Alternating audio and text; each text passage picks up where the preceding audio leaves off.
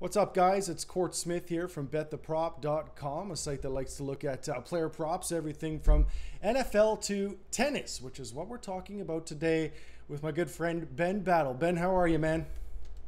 Court, I am doing great today. I am pumped to be here talking some tennis with you. We've got the U.S. Open coming up, the final Grand Slam of the year, and just really excited to see the guys and gals out there on those hard courts in New That's York. right. I mean, the final Grand Slam of the year, and for me, the best Grand Slam on the calendar. It's the one I look forward to the most. I mean, not only do you have the crazy crowds, you don't get these suspended matches due to darkness, which is absolutely ridiculous if you ask me. Yes, sir. Yeah, stuff like that. And for me, it's also, it sort of signifies the kickoff to the best time of the sporting calendar. We got football coming up, hockey, basketball. It's just an awesome time of year. And for me, when the Open rolls around, that signals the start of it. For sure, for sure. Yeah. So just to go into the brief background of what happened last year, on the men's side, we had Nadal take the tournament without beating a top 25 opponent last year. He faced Kevin Anderson in the final, and that was Kevin Anderson's first Grand Slam final, and Nadal dominated him. Unsurprisingly, the Grand Slams leading up to this year have all been won by the big three of the men's game. The big three are known as Roger Federer, Rafael Nadal, and Novak Djokovic. Currently, Nadal is number one in the world, Federer is number two in the world, and Djokovic is sixth in the world after winning Cincinnati last weekend. And the thing to know about the men's game is that it's been absolutely dominated by this big three triage of players for the last 13, 14 years, really. So since 2005, only four other men besides Federer, Nadal, and Djokovic have won a Grand Slam. The big three have won 46 of the last 54 Grand Slams, which is absolutely insane. Insane. And insane. And naturally, as you'd expect, those three guys are the three favorites heading into the U.S. Open this year. Yeah, I mean, we're just looking at some of the stats on the screen here. They've won 12 Australian Opens in that time, 13 French Opens, 9 US Opens, 12 Wimbledons. Really not just much room for anyone else. Now, let's get into a little bit more about the big three, because really, I mean, if you're going to be betting the futures here, which is what we're talking about, you're definitely going to want a piece of this. Now, I find these lines very interesting. We got Djokovic as the favorite at plus 275. I find that one really interesting because the last time we saw him, he was heading into Wimbledon, and he certainly didn't come into Wimbledon very hot, did he? And I remember talking or hearing an interview with him, and he was sort of sandbagging. I remember Djokovic saying ahead of Wimbledon, saying, well, you know what, I wouldn't bet on myself going into Wimbledon. I mean, he was a really bit of a cold streak. So is Djokovic back? Is he back now? Can we say that? I think we can definitely say that. I think him sandbagging, I think the big three, they'll all sandbag themselves nowadays. They have the humility and stardom, and they're just in that elite celebrity level of the tennis game where if they're not sandbagging themselves, then they're doing a disservice to the public, really, with some form of arrogance, I should say. Yeah. But yeah, so Djokovic had a miserable year heading into Wimbledon. He performed very, very poorly at the French, and he had a year and a half, 2-year drought without winning a Grand Slam. But then, something clicked for him after the first or second round of Wimbledon, and I noticed, I was like, Djokovic looks like his old self. You have to put him as a favorite to win Wimbledon, and then he went on and proved everybody right that he still has it. And naturally, he's also been historically, he's been the strongest on hard court compared to Nadal and Federer. They're all dominant in their own right, but Fed's been most dominant on grass, and Nadal, of course, on clay, and hard court has been Djokovic's surface of choice. So it's unsurprising that given his recent form and the historical trends with them, that he is the slight favorite over Nadal and Fed to take it all down. Okay, so break this down a little bit more for us, Ben. When we're talking about the big three here, you mentioned the hard court record, the superior hard court record of Novak Djokovic. We haven't seen the draw yet, and that's going to play a huge factor in these betting lines. But of course, we can hit them beforehand. So break these down a little bit for us, these odds between the big three, how they match up, how they might match up, depending on what we see in the draw. Yeah, so really I'm not a fan of Nadal out of the big three. I like Djokovic and I like Federer.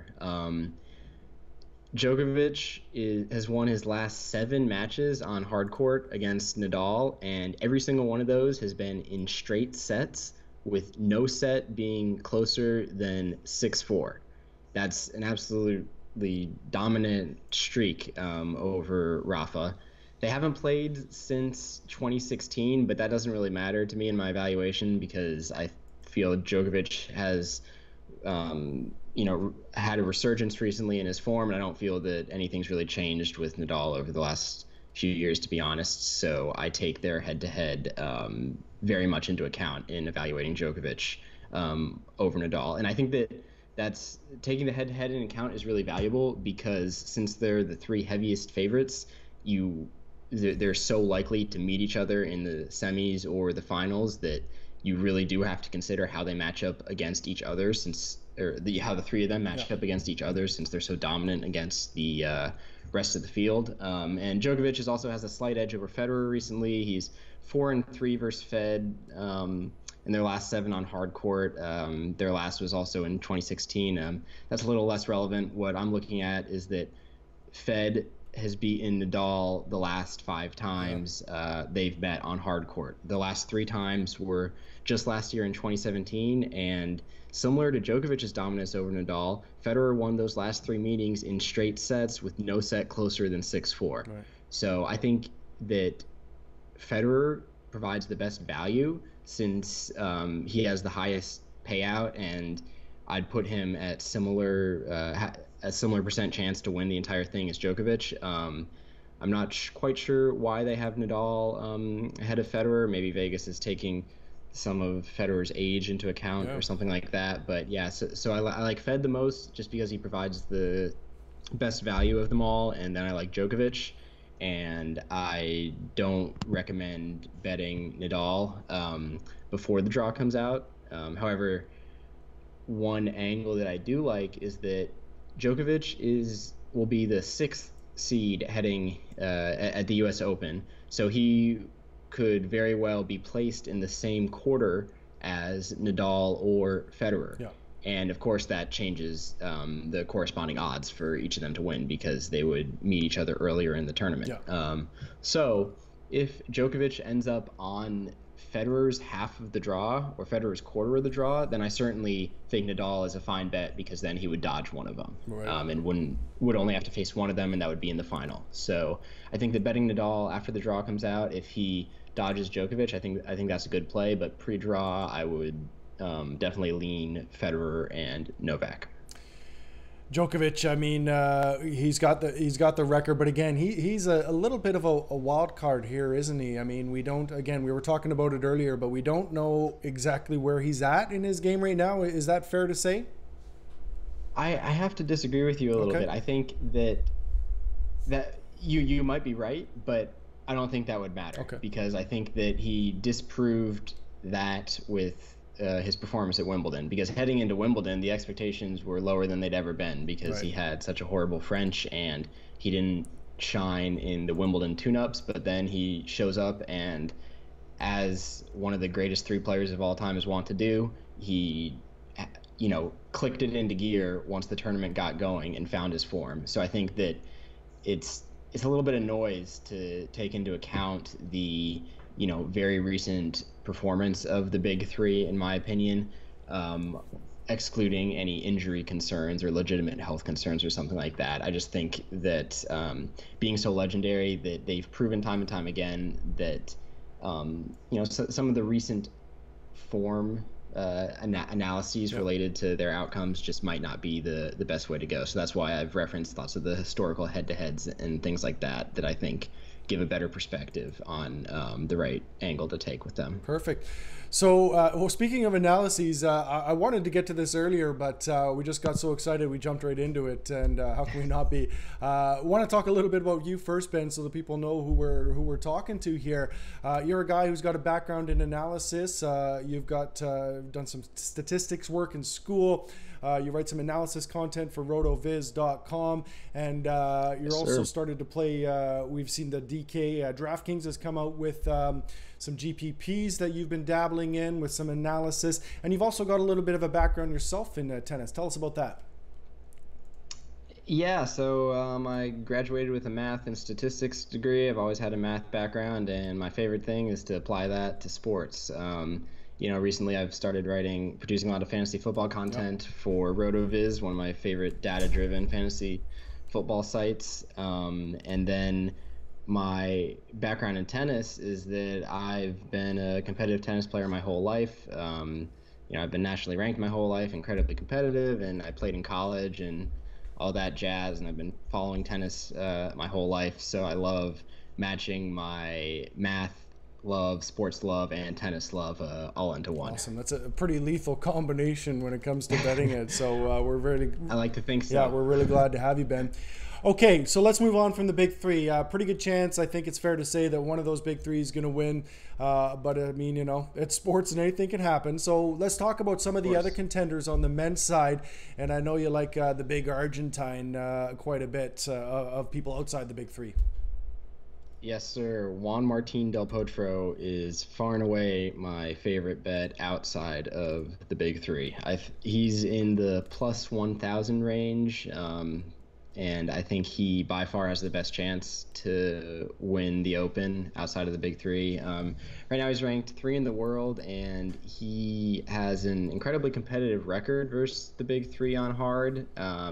I guess incredibly competitive isn't the right word, but he's 9-18 versus the big three on hard, and that's a phenomenal record compared to the rest of the field, which speaks to the dominance of the big three. But he's certainly contended with them. He made the quarterfinals of Wimbledon this year, the semifinals of the French Open, and the semifinals of the U.S. Open last year. There have been recent concerns about his wrist and his he's had a few wrist surgeries, and that's kind of been an issue throughout his career. But I think that his ability to last through the Grand Slams recently has kind of put away doubts about that, so that doesn't bother me. The biggest thing for me is that he's done it before. He's one of those few 4 men who have been able to conquer the hurdle of overcoming the big three in a Grand Slam in the last decade. Juan Martín had his maiden Grand Slam win here in 2009, and in that win he beat Nadal and Federer in the final 2 rounds consecutively to take the title. So I think that he's he'll be the 3 seed, by the way. Like I said, he's 3 in the world, so he won't be in the same quarter as Nadal or Federer, and I think that will make him a very, very strong bet if he can dodge Djokovic. If Djokovic gets placed in one of the other 4 quarters, then I really, really like Del Potro, because I think he provides a lot of value. The big three you're just not getting that much return, but Delpo at over plus 1,000 gives you, you're going to win more if it does come through. So I think he's a very strong bet if he dodges Djokovic, but he's not going to turn out well if Djokovic does land in his quarter, because Del Potro has actually been weakest against Djokovic out of all the big three matchups. Makes sense. Talk to me about Cilic. He's another guy. He's got about double the odds that Delpo does, so definitely a bit of a longer shot. Doesn't have quite the record that Delpo does against the big three, but he does have some nice things going for him. Yeah, so Cilic, again, he's another one of the 4 men who have done it before. He also won the U.S. Open in 2014. Defeating Federer along the way. And this year he went 5 with Federer in the Australian final. And overall his results just inspire confidence that he has the chance to hang with the big three and take one of them down. in the Open. I wouldn't really bet on him to beat more than one of them if that's how the draw turns out. But I think that if the cards fall correctly and he just needs to take one of them down, then I certainly think he's a great bet and provides great value. So if he ends up in the Alexander Zverev quarter of the draw, Zverev will be the 4th seed. We'll talk about him a little later. So if Cilic ends up in that quarter of the draw, then I think he's a very, very strong bet, because, like I just said, he won't meet the big three until much later. But I think he'll be a horrible bet if he ends up close to Novak or Nadal and Federer, and will have to face one of them early and potentially 2 or even all 3 of them to win the title. So that's one that could, will easily gain value or lose value when the draw comes out on Friday. Makes sense. Staying on the men's side again, any long shots that you like? Yes, there is one long shot who I'm a fan of, and his name is Stefanos Tsitsipas. He's around plus 5,000. He is a supremely talented 19-year-old. Guy's just pretty sick to watch in the first place. He's got long flowing hair and, the headband going, massive serve, one-handed backhand. But not only is he fun to watch, he's been on an absolute tear the last few weeks. So last week, he beat Novak Djokovic, Kevin Anderson, Alexander Zverev, Dominic Thiem, and David Goffin all in a row in the same tournament. It's the first time that somebody under the age of 21 has beat 4 top 10 opponents in the same tournament in like the last 35 years or something ridiculous like that. But you could look at it as, a young guy got lucky, like it's probably not repeatable, he had a good tournament, that type of thing. But I think what I really like about him is that I think his level is replicable, tournament over tournament, because the way he beat the top guys, he did it with his offense and his weapons. It's not like the Djokovic or Kevin Anderson had bad days and Tsitsipas happened to stumble into victories. He took it to them and was the controller of the points. And so I really think that his weapons are like make his performance more replicable, and that will give him a great shot to maybe do something crazy at this U.S. Open. But the one thing you have to consider is that the fitness is a really, really big aspect of the epic journey you have to go through to win a 2-week men's Grand Slam with 3 out of 5 sets. So 5 sets. You're playing late at night as well, often, which I imagine has to play with these players' bodies and minds a little bit. Exactly. There's just a lot to handle, both mentally and physically. So, of course, that's why Tsitsipas is plus 5,000. But I'm okay with taking a long shot on him. He's definitely my favorite guy outside of the first 4 that I mentioned you should go for. Awesome. So got some names to look out for. Who are some names that you're just not really touching, regardless of price in this Open? Yeah, so one guy who's been really, really popular, kind of a trendy pick, has been Alexander Zverev. He's also a young guy, young 20s. He's number 4 in the world now. And he's been he's been a popular breakout Grand Slam winner, but he just hasn't delivered. Here are his results for you. So he's had 1 quarterfinal, 1 round of 16, and those are his 2 best results. Right. But he's 4 in the world. The guy just doesn't seem to show up for the Grand Slams. So in Grand Slams, he is 0-6 versus top 20 opponents, and 2-8 versus top 50 opponents. That's just an absolutely miserable record. And he's paying out less than Del Potro is at 800. Yes, exactly. Yes, yeah. He exactly. I think it'd be crazy to take him over Del Potro, to be honest. Yeah. Really what it comes down to is I'm not sure anything's changed with him. He's been a popular pick slam after slam, but nothing's changed about his game or just his development that indicates to me that he's taken another step that will help him get over whatever kind of issues he's having in converting the slams. I'd rather miss on him than waste money trying to predict the one time he does get it, especially since the value just really isn't there. He's the behind the big three, Right. he's the lowest payout. Right. Number So 4. Yeah. Yeah. Andy Murray, is he back yet? I imagine he's still coming back from that hip surgery. Probably not a guy we want to touch until we see a bit more from him.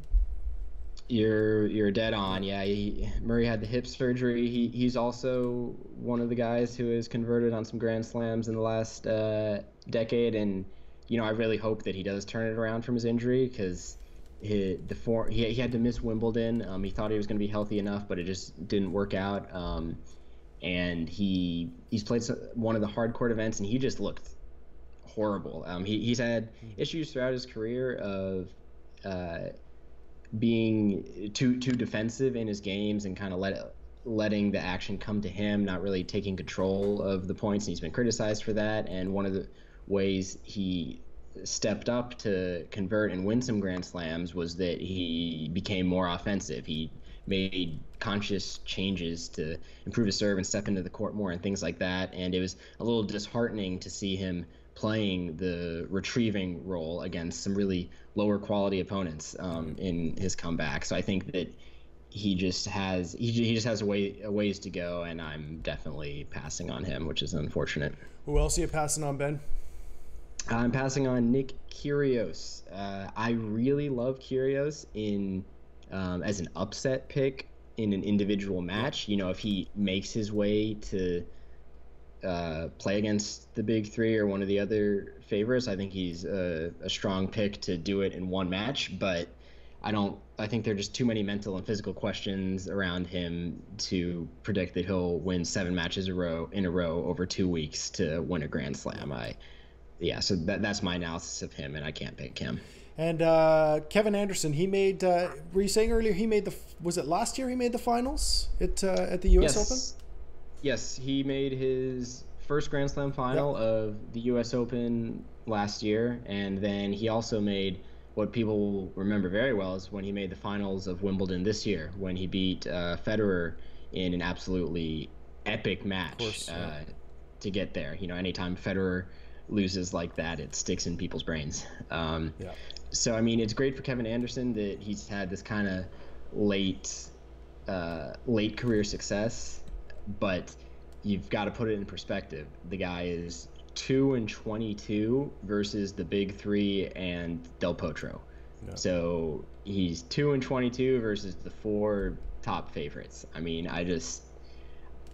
think it'd be too difficult to pick him to win any match against those 4 guys. Yeah. So even though he does provide some decent value, I just don't see it for him late in his career. All right, let's move on to the women's side, and always a few surprises on the women's side, especially compared to the big three on the men's side, which is extremely predictable. A little bit more wide open on the women's side. What are you expecting to see?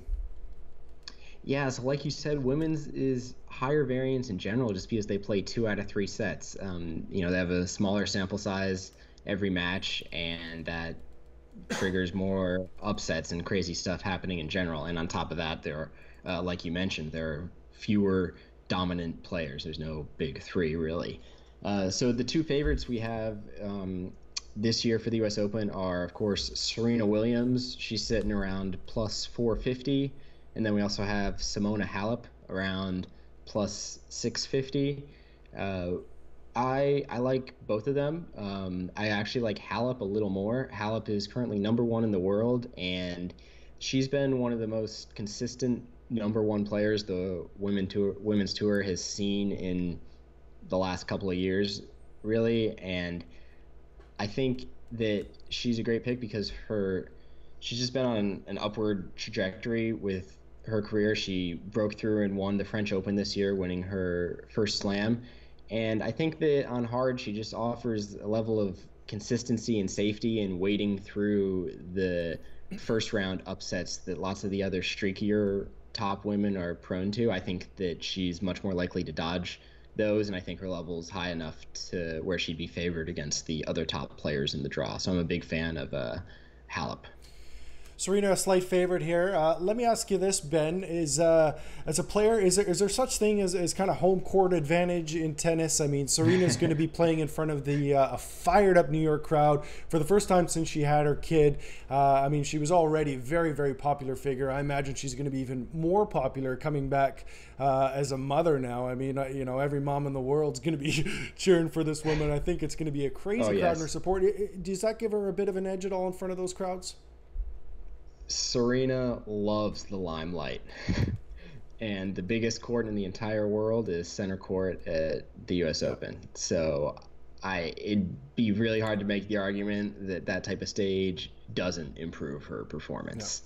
So the only reason I like Halep a bit more than her is, one, Halep has slightly better value at 650, and two, because Serena does have some outstanding questions about her game. She performed, like you mentioned, she's had a baby recently, has become a mom. And since then, her return at Wimbledon was okay for her, which is crazy to say because she made the final.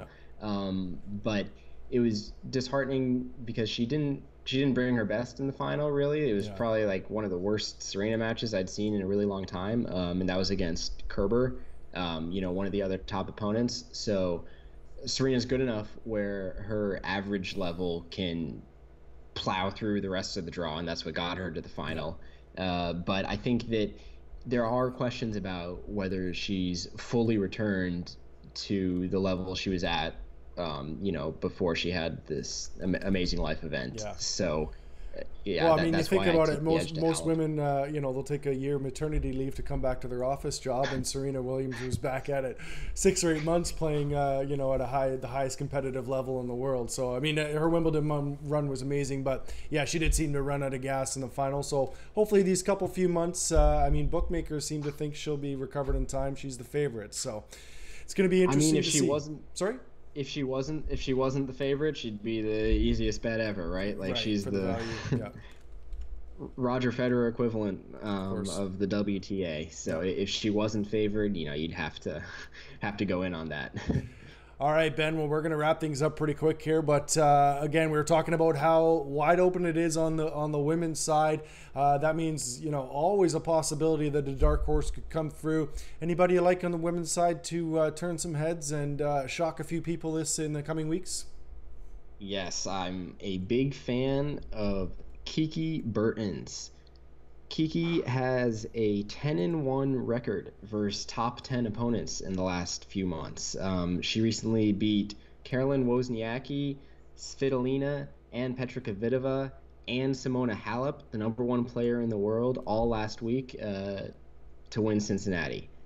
She's used to be considered a clay court specialist, but she's kind of really broken out of that shell in the last few months. She had good results at Wimbledon too, and really there have been some ridiculous odds out there for her. I took her at 15,000 a couple days ago, and for somebody who has that record versus top 10 opponents, that's just kind of crazy in itself, really. She's also ranked top 15 in the world, and lots of the odds have shored up a little bit more in the 3,000 range, and I still think she 15,000 to 3,000, it's really we were chatting last night about that. You saw that line on Bovada and you bet it, and then I asked you to confirm it because it seemed a little bit crazy to me, and you were saying that they'd moved all the way down from 15,000 to 3,000 just in a day.